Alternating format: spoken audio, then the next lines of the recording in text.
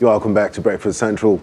As Nigeria gradually moves towards the 2027 general elections, the country's opposition parties seem to remain fragmented and uncertain, with several opposition leaders exploring alliances to challenge the ruling party. However, internal divisions, defections, and leadership struggles may be weakening their collective influence. Within this landscape, the new Nigeria People's Party, NNPP, occupies a complicated position as the party is grappling with internal divisions and political uncertainty surrounding its national leader and one who holds a strong opposition bloc in Kano, that is Rabiu Kwankwaso. Despite the party's challenges, the NNPP continues to strive to position itself as a key northern political bloc ahead of 2027, banking on Rabiu Kwankwaso's grassroots support and its organizational structure, particularly in Kano and surrounding states. But is Kwankwaso strong enough to carry the party into victory in 2027, or would he switch allegiance as he once hinted? Joining us now to discuss the readiness of Nigeria's opposition parties for the 2027 elections is a well-respected chieftain of the new Nigeria People's Party, Alhaji Buba Galadima. Good morning, and thank you for joining us this morning, sir. Good morning to you all. All right, sir, thank you for joining us. Senator Rabiu Musa Kwankwaso has been at the center of several political realignments since 2023 elections. Now, the question is the NNPC still the political platform he intends to use for 2027? This is because we've heard reports that he may move to the ADC this month. And there have been reports of him saying that he will move to whichever party is ready to, give him a certain leadership position. So can you confirm whether such discussions are taking place at the moment? Well, thank you very much for asking this question. And I would want to say that in politics, everything is possible. But there are certain things very, very difficult to come by. We are NNPP. We are working to advance the cause of NNPP. And, but in doing that, we also talk to other stakeholders in the polity. I think there is no cause for alarm. When we reach the bridge, definitely we will find a way of crossing it. And I think the nation should know that NNPP is well positioned and a strong, united party, and our leader is one of the foremost politician in this country, because I for now, in the whole sphere, I have not seen one single individual in this country that is as strong and has public support like Senator Rabiu Musa Kwankwaso. It doesn't matter what the opponents would say. I don't want the people to be news media platforms to be speculating, social media assertions that Kwankwaso is doing that or not doing that. Okay, so you don't want speculations, but basically we should keep our minds open because anything can happen. In politics, yes. Definitely, that's politics. You even fight to agree. So we are not immune to that, and we are open to that. We talk to political gladiators, we talk to political associations, we talk to people, we talk to organizations, and the man is up in doing. And we believe that he holds the us as far as the Nigeria 2027 elections in Nigeria are concerned. Okay, let's look at Governor Abba Kabir Yusuf. A very strong move that he made, much more like dumping a long-term relationship. And this has led to questions surrounding one who is loyal, one who definitely needed to pay back his close friend and ally, but unfortunately, it seems like the APC is winning it all. Are you worried about the APC picking on every single governor in every state? The numbers are increasing. It's just barely a year to the elections, and it seems like APC will take over all the states. Are you in any way worried what's happening to Nigeria's political sphere? What's happening to Nigeria's politicians, if you put it that way? And what's the future for you as well? Well, let me really come on board and talk on the issue you have just raised. I am not worried at all.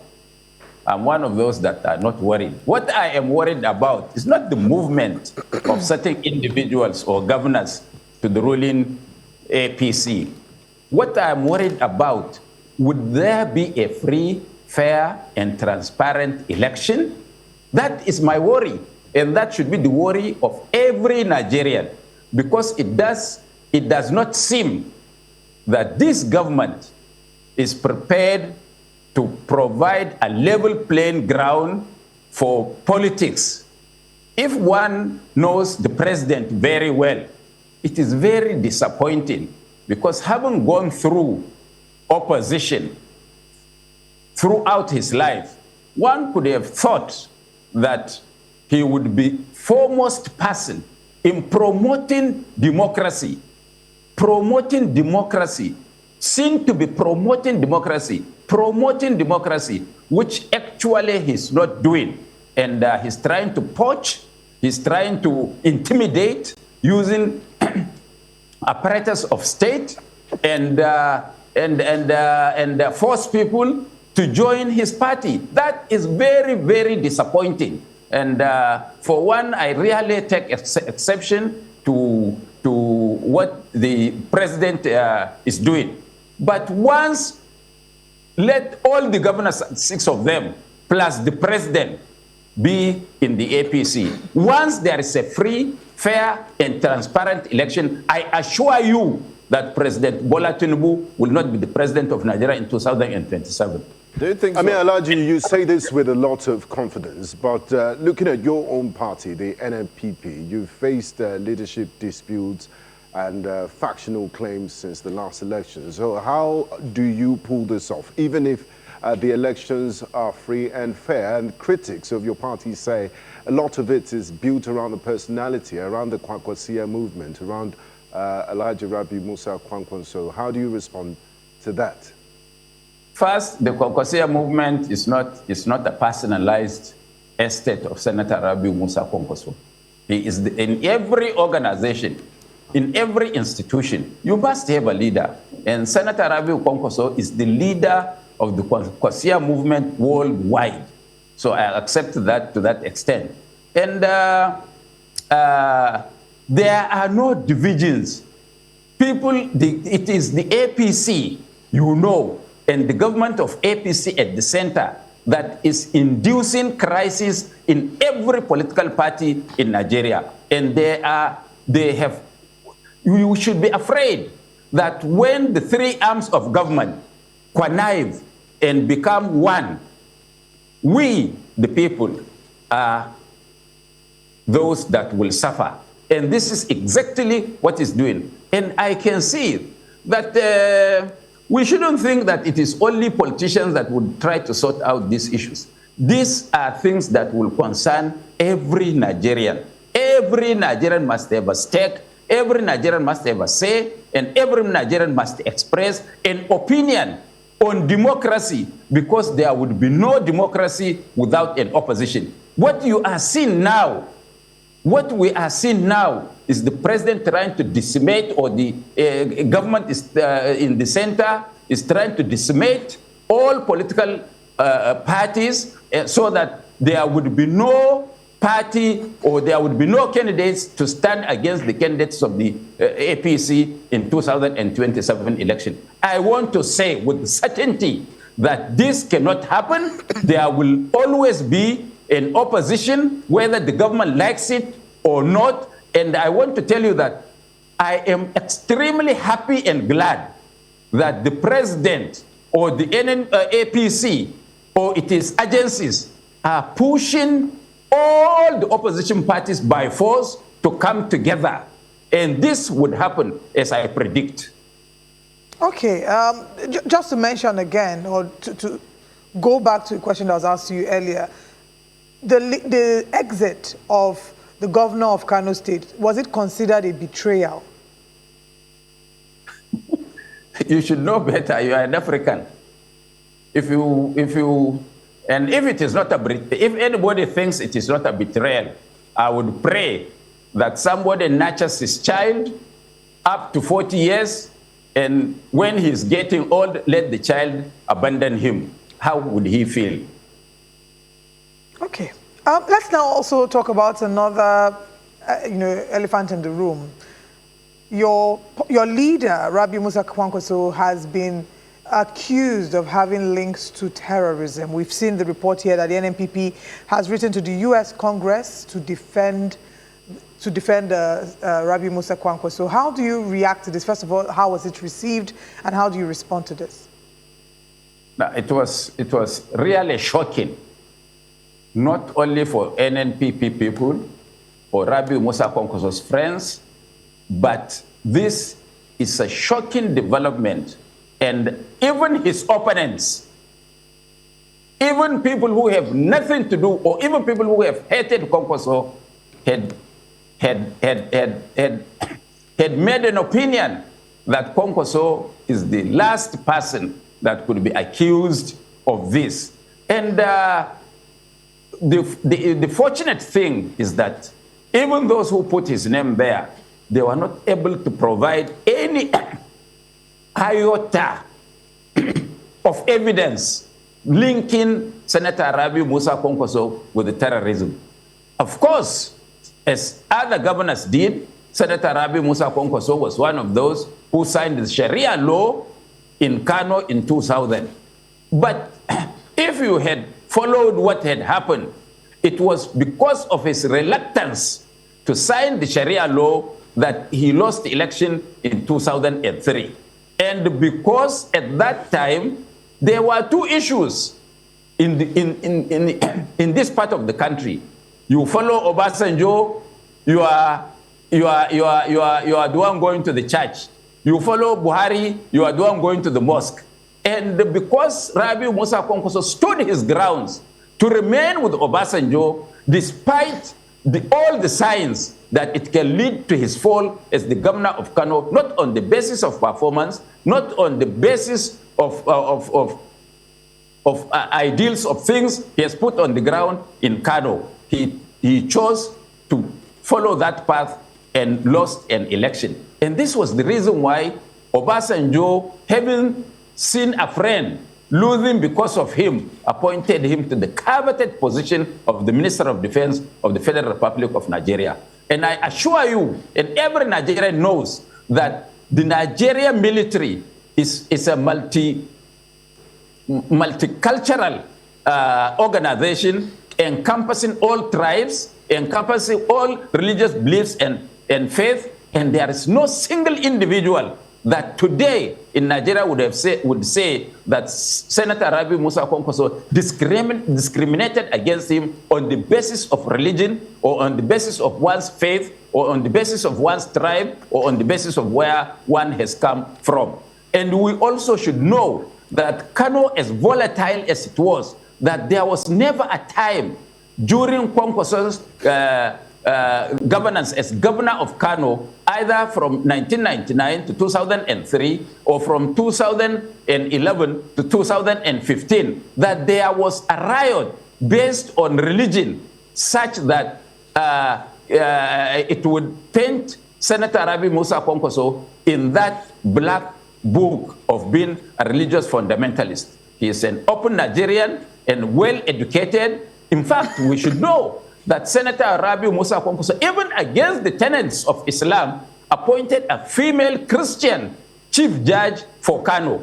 That is an unprecedented concession that he has made. And somebody with a large heart like him should actually be encouraged and be praised, rather than vilified as a religious fundamentalist, and you put his name as a financier. Where did he get the money to finance who? All right, I know that the party has written to the U.S. Congress, and we hope that, we'll continue to follow up with that update to see what happens next.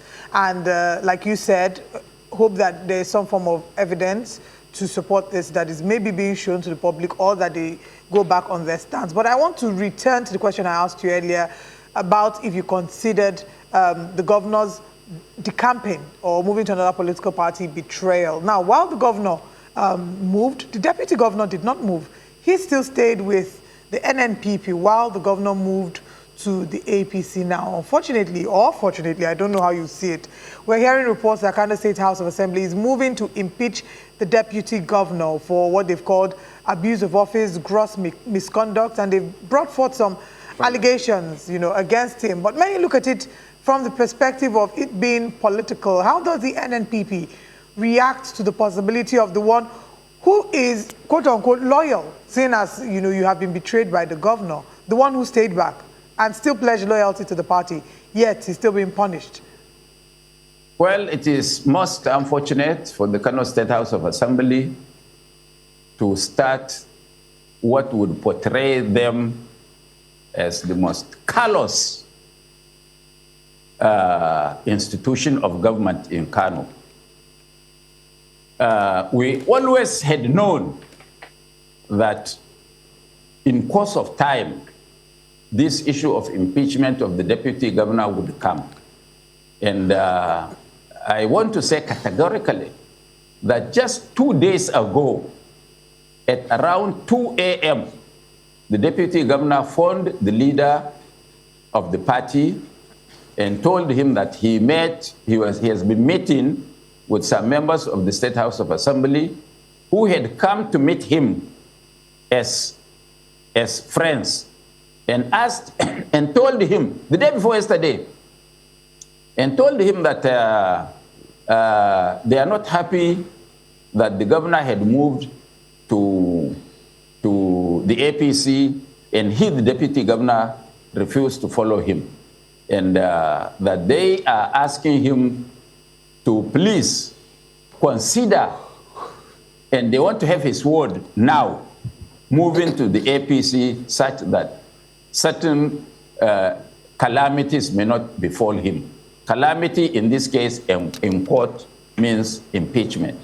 So Deputy Governor gave them a long history of his exclusion from government in Kano, which is not known to many outsiders except those of us who are inside. For nearly 2 years, he has only been deputy governor by name, not deputy governor by function. So, and we asked him to stay because that is still the government of NNPP that was stolen and taken to our opponents that we have defeated roundly twice. So it's not a surprise to us that the deputy governor, who had contributed so much, because he, at a point in time, he was the only reliable mouthpiece of the Kwankwaso movement in Kano. That was why he's called Masani Kwankwaso.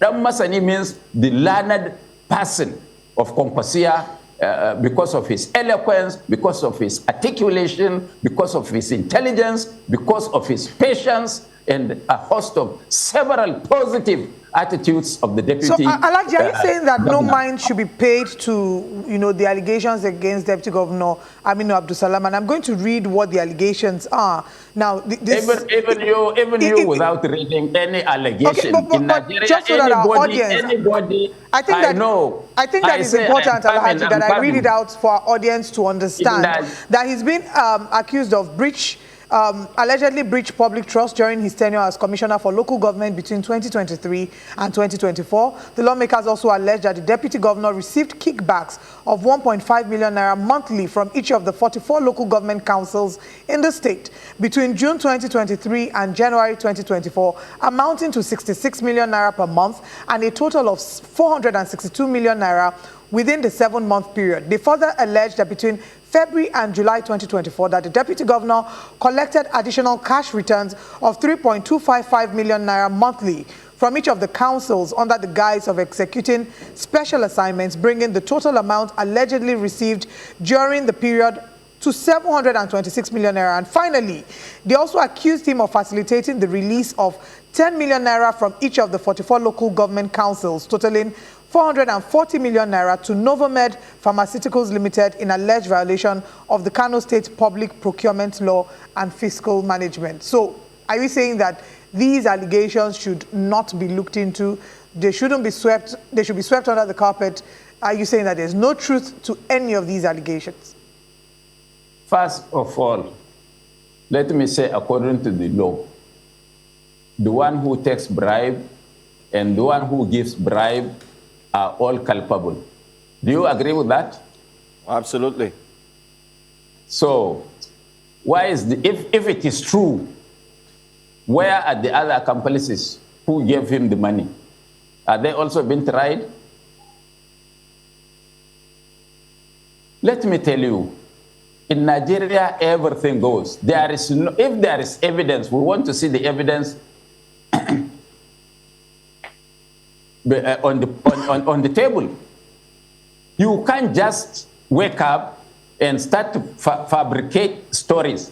If we will tell you, or if the Kano, if you go to Kano and make an investigation, those who should be jailed 10 times are there for such crimes, if any.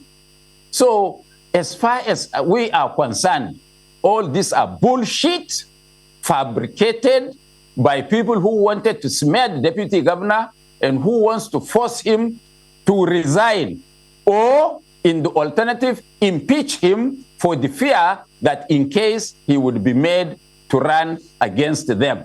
And once he does that, you know that they have to write the results in Abuja and announce. Once there is a semblance of election, they are as good as gone. We've looked at this issue and this case. It's a developing story. You've mentioned here what you think, and we've also seen what the Kano State House of Assembly is looking into. Let me ask, Mr. Kwankwaso, better still, had mentioned that he's open for a vice presidential role or the president. What do you make of Mr. Gregory Peter Obi and also Mr. Kwankwaso? There are rumors that these two would likely make a good impact come 2027. Well, let me come out clean on these issues. We had been talking to several politicians, Peter Obi, Jonathan, Rotimi Amechi, and a host of others. Whatever is it is the wish of Nigerians.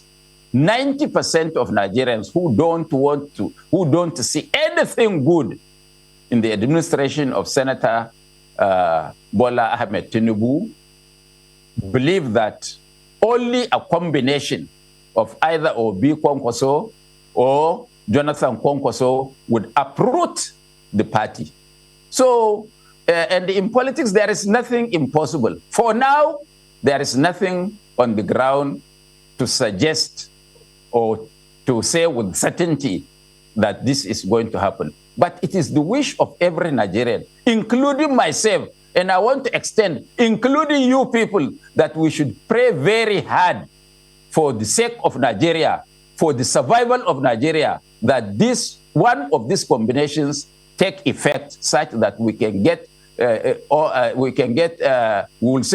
will make a good riddance to a bad government in this country.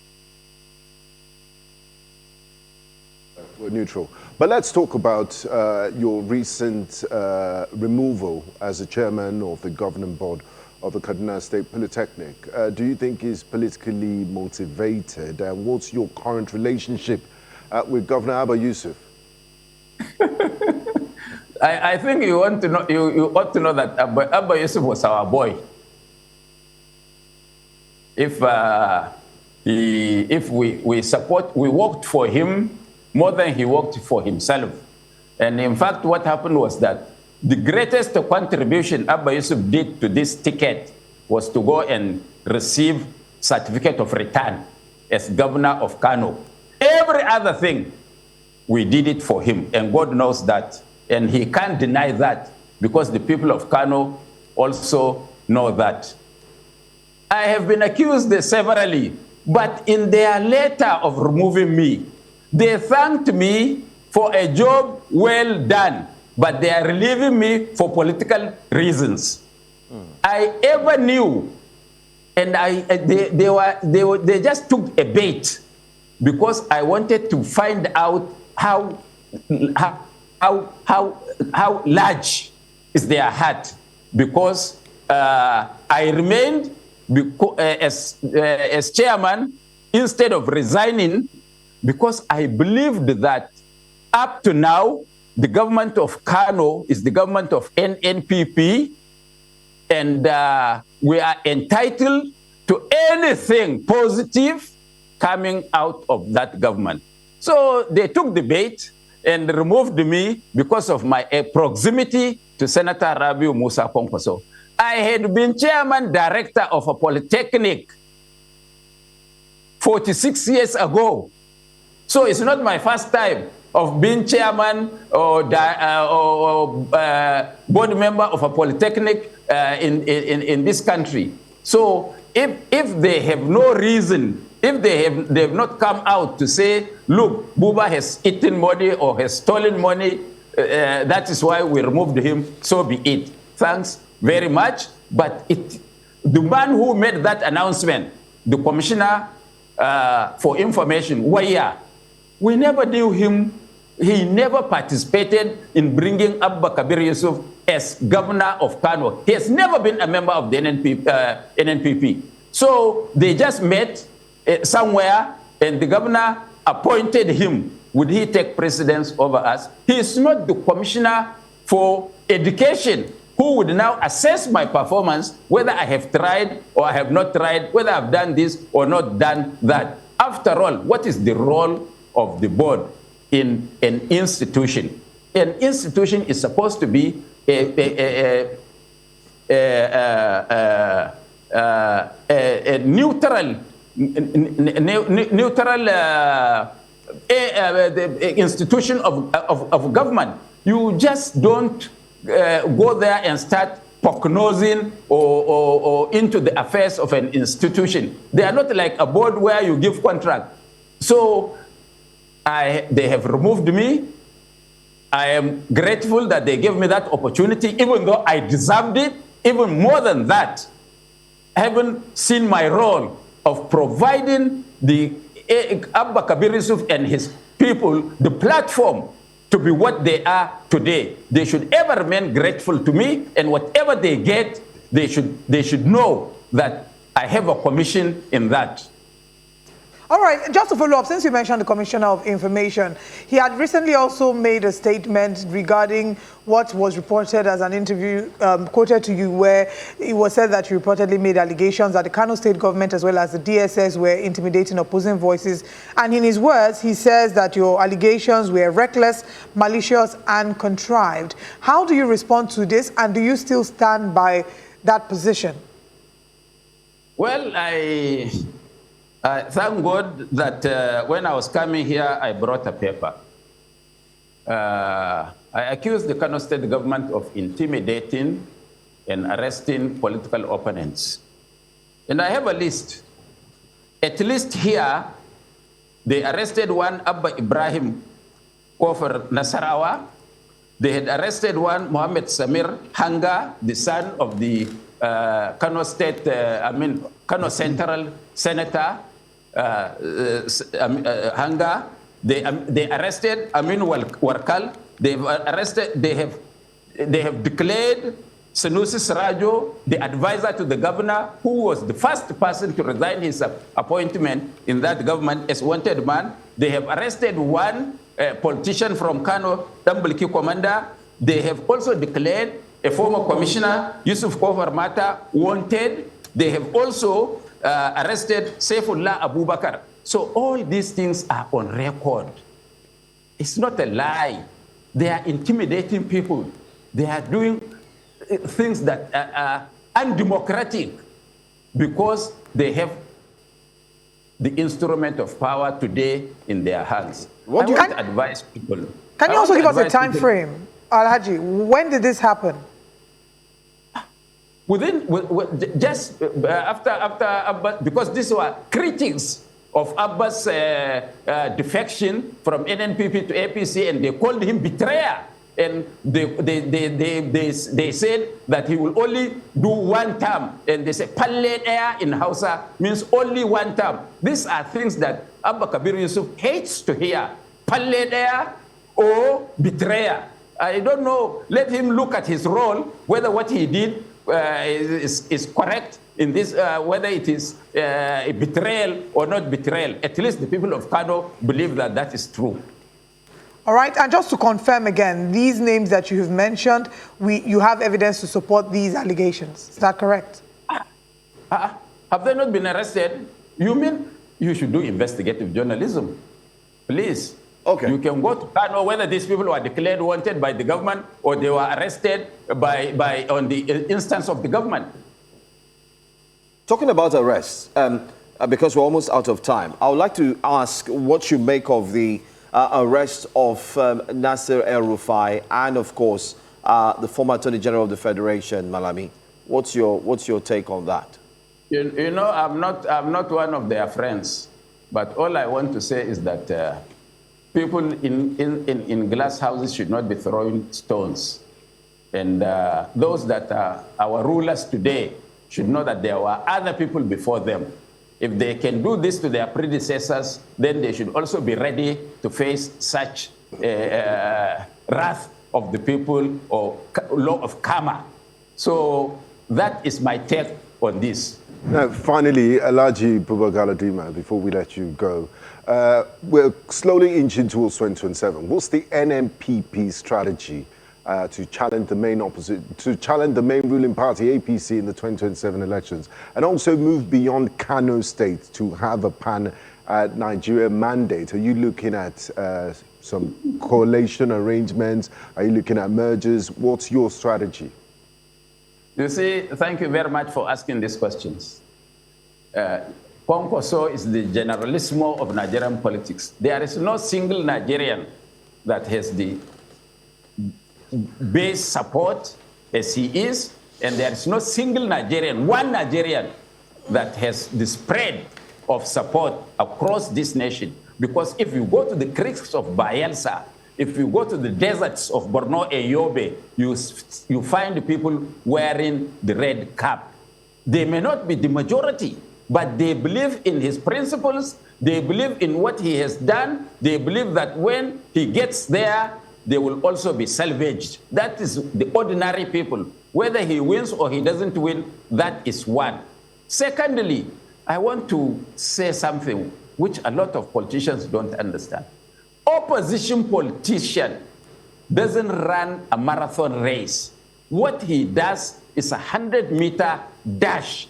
Because if you start early, you will be exhausted before when you need the energy to brace the tape.